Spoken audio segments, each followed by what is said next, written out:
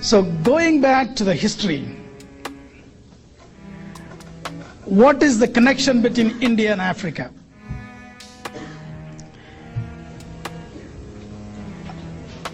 I think by now probably a lot of people know, because I've asked that question several times, that India used to be called long time ago Eastern Ethiopia.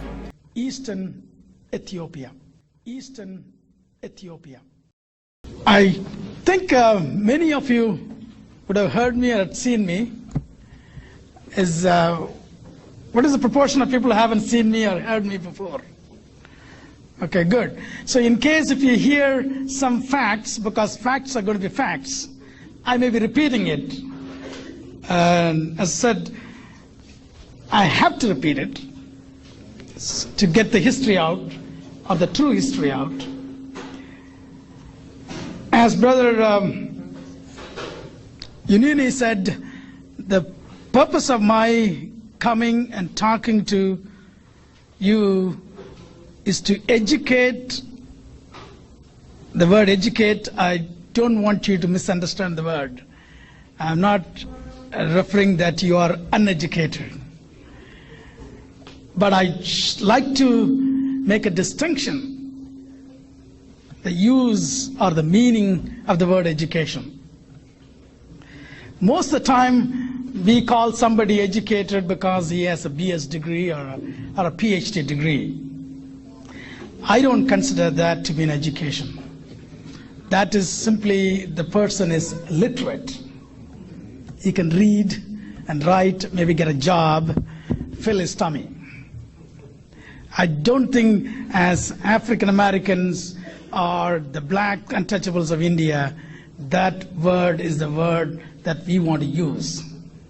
Education means to understand who I am, who you are, what's your background, what's your past, what's your present. If we do not understand that, then we are not educated, no matter what your educational qualifications are. Okay?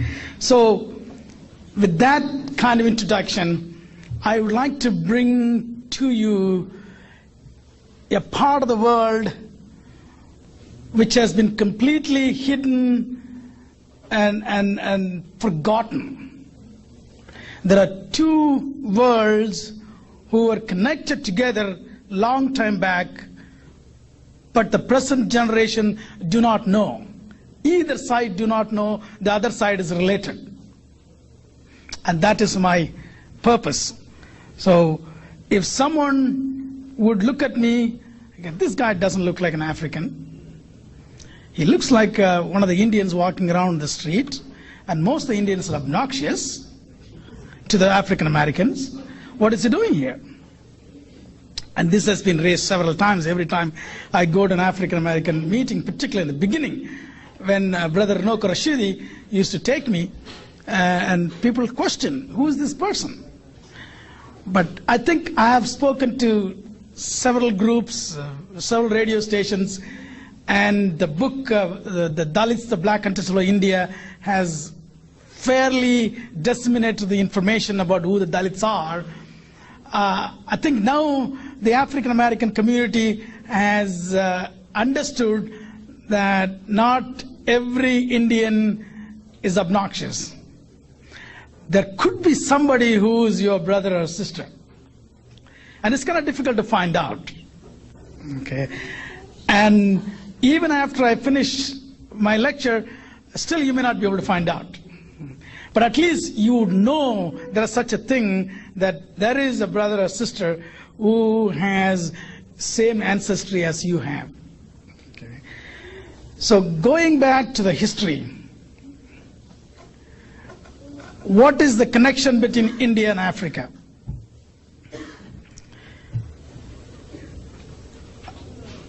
I think by now probably a lot of people know, because I've asked that question several times, that India used to be called long time ago Eastern Ethiopia.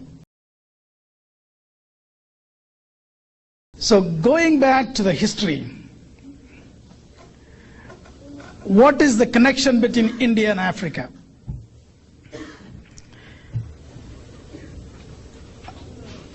I think by now probably a lot of people know, because I've asked that question several times, that India used to be called long time ago Eastern Ethiopia. Everybody knows that, right? No? Yes. Okay. Yes. Yes. You also probably heard there is a big river in India called Ganges. Okay.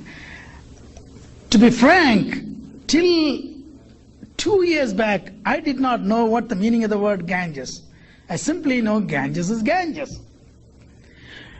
Do you know the name Ganges is one of the strongest and famous emperors of Ethiopia? That's right. Do you think some crazy Aryans would name a big river in India after an African emperor? Would not. So when they have systematically made these people for so long, they completely accepted their faith, so-called faith. I said, well, obviously I've done such a bad thing in my last life. I have no choice. So I might as well hope for better life in next life, better things in next life, or maybe better life for my child in my next life. So let me faithfully follow my dharma.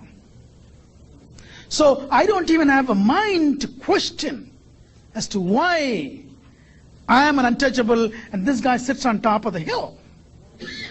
Okay? It took 3,000-4,000 years for us to even think about it. Okay? This is what is called Varna Ashrama Dharma, which is Varna means color. In Sanskrit, the word Varna is color. So the religion today is called Hinduism. The original name is not Hinduism. It is either called Brahminism, Brahminism, meaning that you accept Brahmin as a superior. That is the name of the religion. Or Varnashrama Dharma, meaning, I told you Dharma. The Dharma is the job that you do designated by God, and that job is due to your Varna, so Varnashrama Dharma. So this is the name of the religion. Till 9th century AD, when the Persians ran into India, they saw the river, the Sindh river, the Indus Valley civilization, which is the river called Sindh. They said, well, this is Sindh river, so this place called Sindh. But they can't pronounce yes somehow. They couldn't pronounce yes. So they called them Hind. Then they said, everybody who lived in this part of the country called Hindus.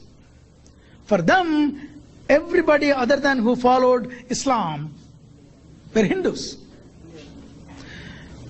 Even though an untouchable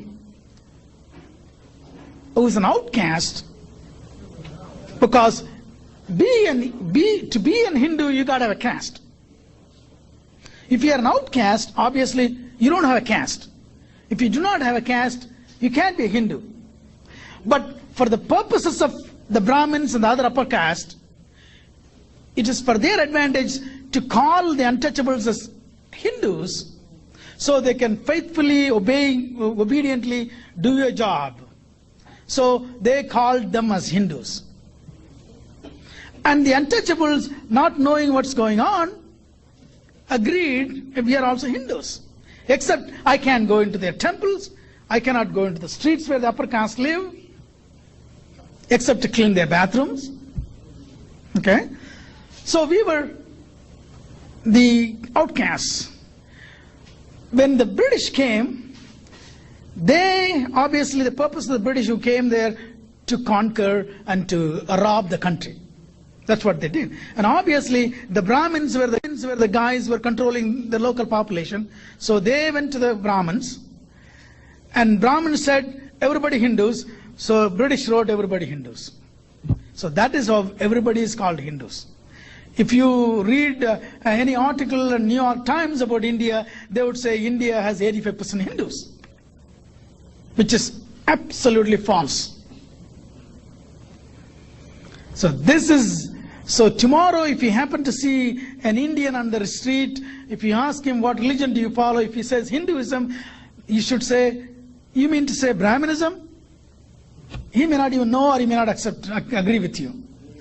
Because systematically, for all these years, the Indians or the Hindus have cheated the international community about what's going on in India. The caste system, the untouchability, it is so prevalent, so rampant, so barbarous, so evil, but it's all done in the name of religion. So nobody talks about it. And then it's controlled by the white man. The international press is controlled by the white man. So nobody can talk about it. The New York Times press reporter goes to India. The first guy meets him as a Brahmin. So Brahmin feeds him some trash. This guy brings the trash and spits out here. That's what's going on. Okay. So we are now trying to bring some truth in what's going on. Okay. I'm going to go back and show this book, African Presence in Early Asia. I'm sure a lot of people have seen this book. Okay. There are a couple of excellent articles here for those who want to understand a little bit the African connection, the Dravidian connections. But I want to quote one starting with the Wayne Chandler, Brother Wayne Chandler's article. He brings Ethiopia and India together in this quote. And upon his return to Greece, they gathered around and asked, "Tell us about this great land of blacks called Ethiopia." And Herodotus says there are two great Ethiopian nations, one in Sind, meaning India, and the other is in Egypt. What's your thoughts? Please be respectful with your comments. Also, please click the like, click the notification bell, and subscribe to this channel.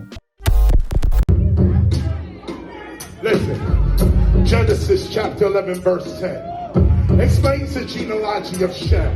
Shem was a black man in Africa. If you repeat this back, Genesis 14 verse 13, Abraham steps on the scene. Being a descendant of Shem, which is a fact, means Abraham too was black. Abraham, born in the city of a black man, called Nimrod, grandson of Ham. Ham had 4 sons. One was named Canaan. Here, let me do some explaining. Abraham, Isaac was Jacob had 12 sons, for real, and these were the children of Israel. According to Genesis chapter 10, these were the children of Israel. According to Genesis chapter 10, these were the children of Israel. According to Genesis chapter 10.